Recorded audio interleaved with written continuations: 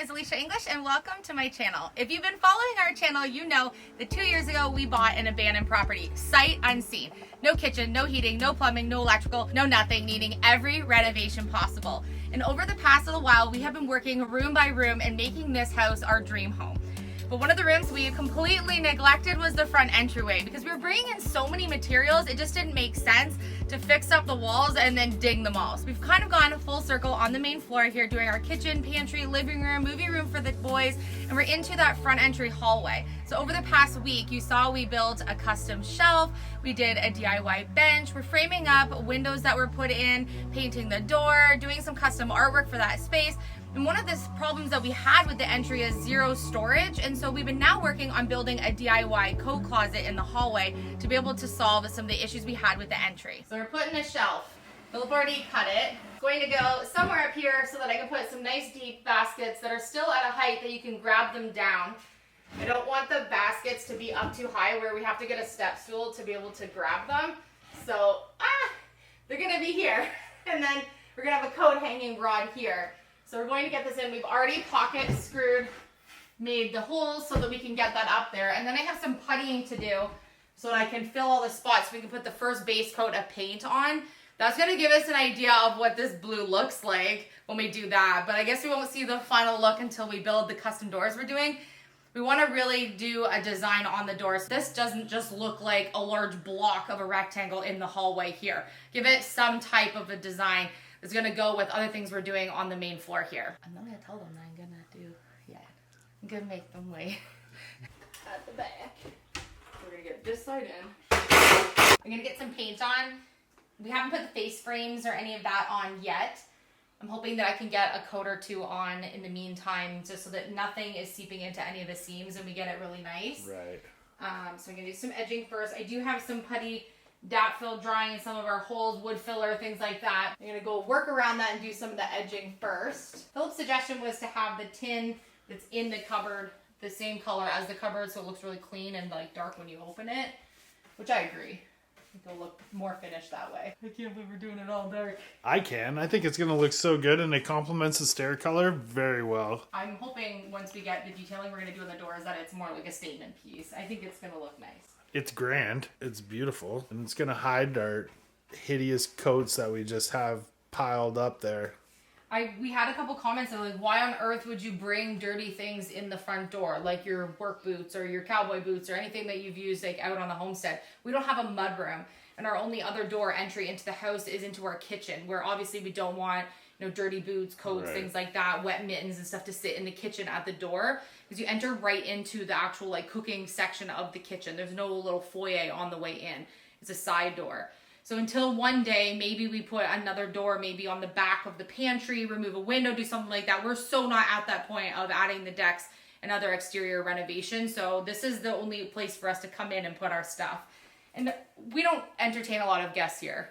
Like, no. Philip's parents visit a couple times a year. That's basically it. So this needs to function for our family, not just look good for people coming in for guests or something.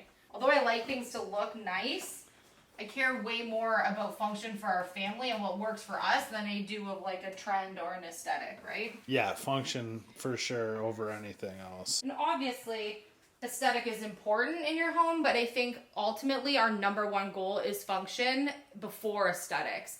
I like to make it look nice in the end because I can combine both elements, but ultimately my goal is to make sure that everything in this house operates the way that the four of us need it to, so this house is really a home for us, and we have a spot for everything, and the boys know where things go, and it just makes the whole house operate better that way.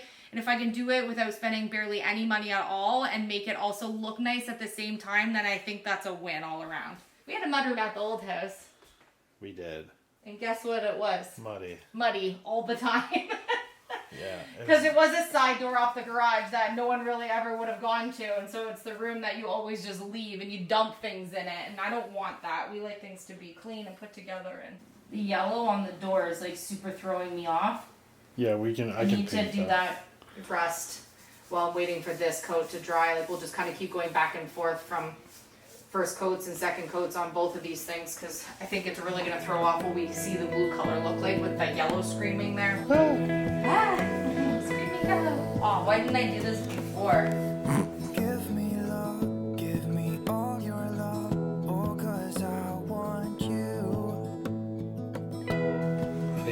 got some paint on your hair. I was gonna say, it's my fourth fight with the wood.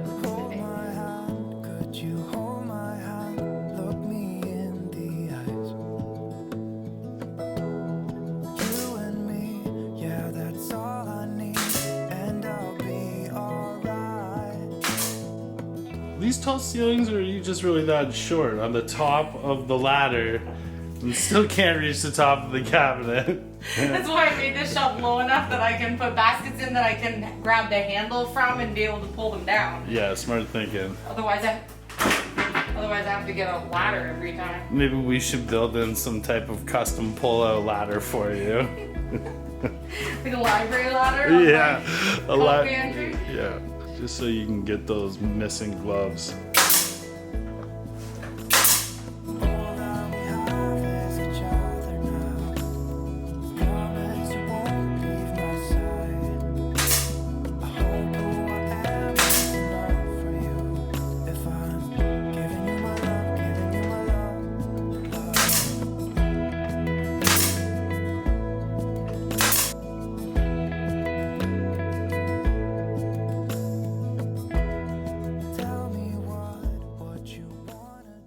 We have the base of the coat closet already built and in place, and we're liking the way that it's coming into shape, but it's missing some of the design elements that we wanted to have. First, it's missing doors. So we're going to use the skills that we learned doing our DIY kitchen build. If you missed that whole series, we literally built ourselves a kitchen from scratch. Our kitchen we ordered was canceled and back ordered for 18 months.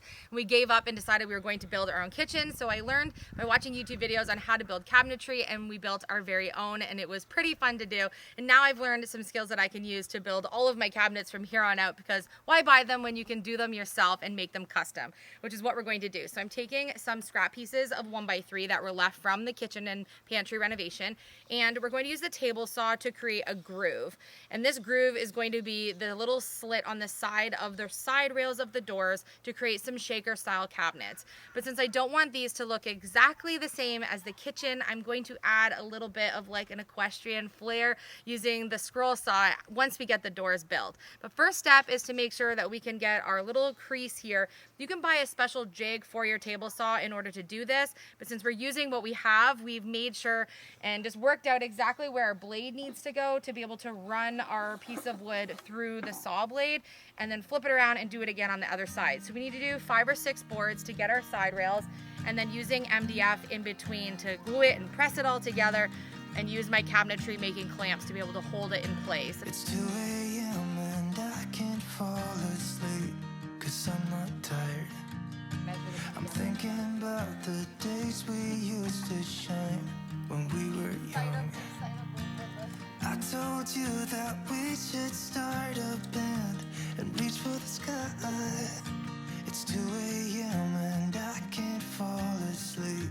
I'm just not tired. I can hear the raindrops falling. It's cold outside. So I've decided what my original idea was that on the 2 taller doors that we're going to have coats behind, that is going to do some type of a cabinet with vent holes, because I've been really loving a whole bunch of cabinets I've been seeing on Pinterest, and they all have those really farmhouse style vent holes. Some have little circles, some have little florets, some have diamonds. I couldn't make up my mind, so I thought, well, how cute would it be if I did an equestrian style and I did like one little horse head or a horse silhouette facing another horse silhouette. So that was my plan until I went to do it.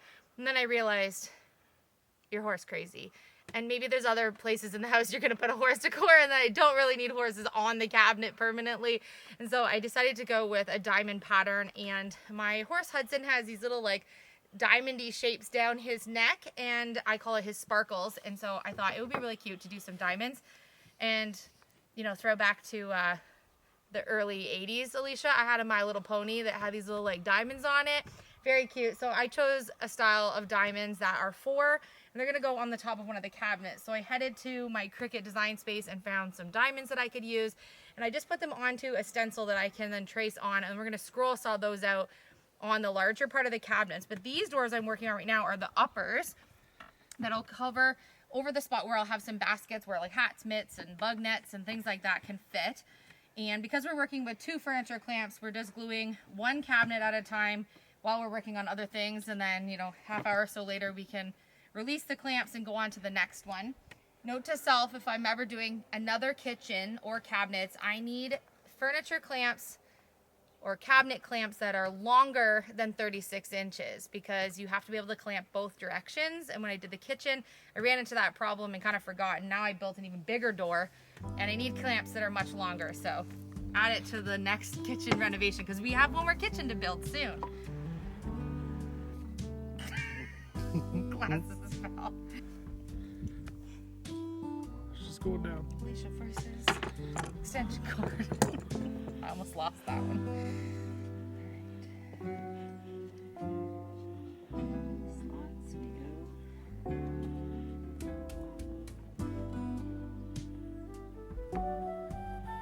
So this is the stencil pattern that I'm going to use, and I'm going to have it about 4 inches down from the top of that second one. So I've mapped out here. These are not glued yet.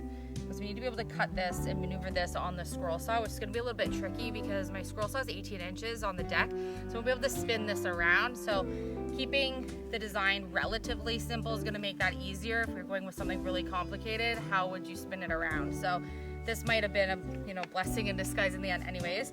So I found the middle point. I kind of know where I want to be on the top here. So I'm going to try to transfer the first one onto the board here. We'll just use that to trace around with the scroll saw.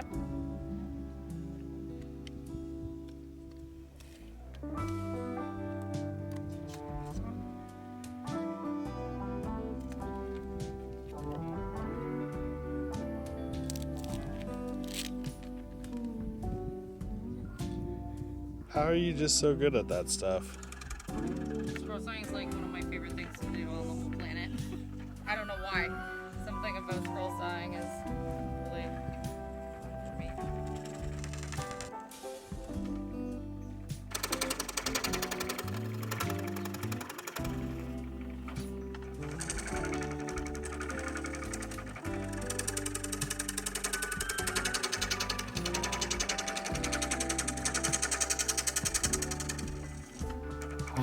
So good.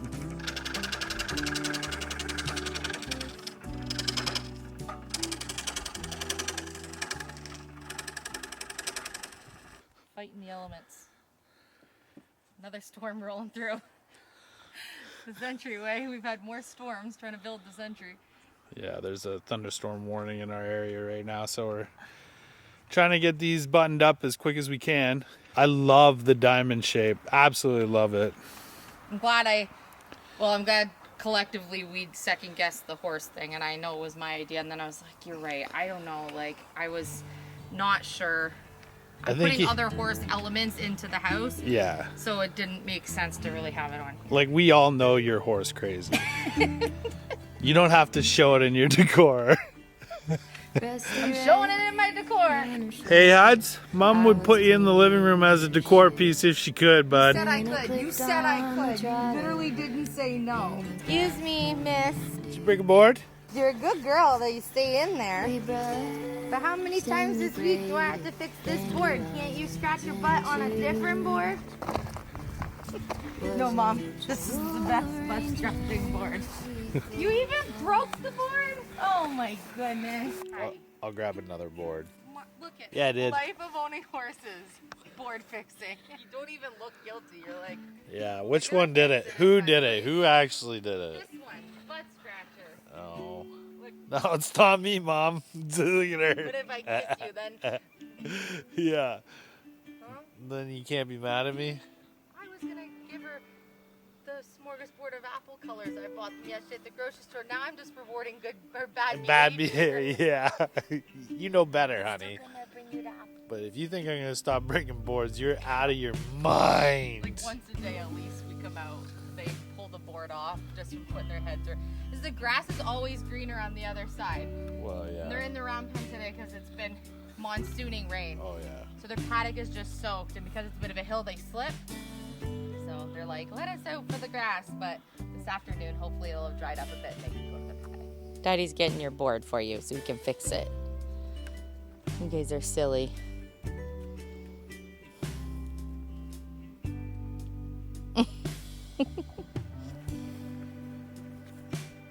They know if they break it, you're gonna come and fix it.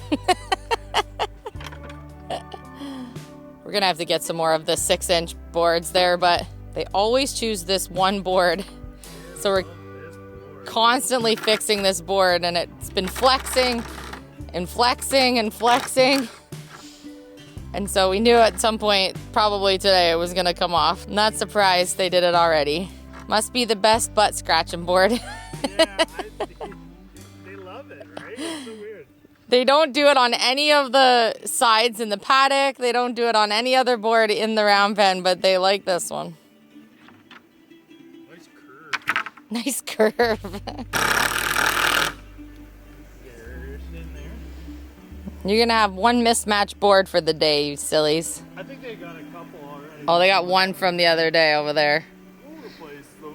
But for now, let's just keep them safe. I'm guessing we should just buy a bundle to put in the barn. Well, if we can get them like these ones and then just that thickness, because these are thicker. They're much thicker boards, yeah. They're definitely sturdier boards, and you know they're just going to rub their butts on it. When the horses were coming early, we had to get whatever wood we could get a couple days before Christmas. And of course, there was no one that was going to mill us enough lumber to quickly put a round pen together for them. So they had somewhere to go while we couldn't auger holes in the winter. And so we used what we had. And actually, all of the boards have sustained like really well. And they actually really like it. So it was worth doing it. But these new milled boards we got are a little bit thicker. They're just not as deep. So I guess as wide. So in hindsight, the boards would be better thicker. But they're only in the round pen if we're doing like training, or if it's been really, really wet and the paddock is just soaked and they can't really go down there because they just slip. In the mornings when we come out, we'll put them in the round pen for a bit, let the grass all kind of dry up a little bit, and then they head out to the paddock for the rest of the day. Well, our storm has started and it's getting later in the evening, but I thought before it got too late, I would start putting some of the color on the door. I want to change it from the yellow that we had to the rust that's on the front now. So I'm doing my first coat. Doors are built and our detail has been cut out, and we are ready to put on the hinges to be able to hang the doors. I wanted to see what the color was going to look like, so I just started painting one of the back sides last night, knowing I still have sanding and stuff to do. But while it stormed, I got some paint on the back of the door and just tried to dabble a little bit with the paint on this. So when we were working on the kitchen renovation, because we built our own cabinets and everything, we had to buy a few tools to help us to accomplish that. And that was one of the bits that we could use to auger in to be able to put the hinges, to be able to make the little indent where your hinge pushes into. And it comes with little clear templates, different things. So I've stored these away so that I can use them for other projects, because once you buy them once, you have the tools then to build another time. And I need to build a kitchen as well for the cottage that we purchased last year that we'll be renovating eventually. So we're going to make use of the tools again today to do this. So it has a little point on it, and I've already marked out from the template here where my point of this auger bit needs to go. And I'm going to stick the point into the hole here, and then I'm going to auger down so that my hinge can sit inside. Please don't spin out. So the auger bit appears to be not as sharp as it once was. Maybe we do need to replace it or figure out how to sharpen it somehow. So Philip's going to actually apply a little more pressure than I am to drill into it, because it started to kind of spin around when I was trying to auger, and that was making me feel like I was going to wreck the hole. So You didn't. Like it looked I didn't. great. No, it's fine. It's just, It was starting to dance a little bit. yeah, the bit maybe could have been a little bit tighter in there, or it was just, I was having a hard time. Right now. That was the last touch. Now I get to put the hangers and fill it with all of our stuff. Get all the hallway stuff out of the living room. So the other day we took a road trip to IKEA, which is about 3.5 hours from where we live, because there's a rug that I've been looking for that I've been dreaming about for months and months and months, but couldn't decide whether or not I was going to actually purchase it or not. Well, we decided to go get it. While we were there, we found a few other small things for the main floor, and we needed some hangers for our coat closet. So we found these great hangers, and I kind of think, I mean, if hangers could be ranchy vibe, these are kind of it. So I think that they're going to be perfect. So we picked up, I think, 6 packages. So we have, I think, about 30 hangers to put in the front coat closet. This is as good a day as any to start the rebuilding of life. The roads that lay open are many when the old one's gone under the knife. And I can feel the sun on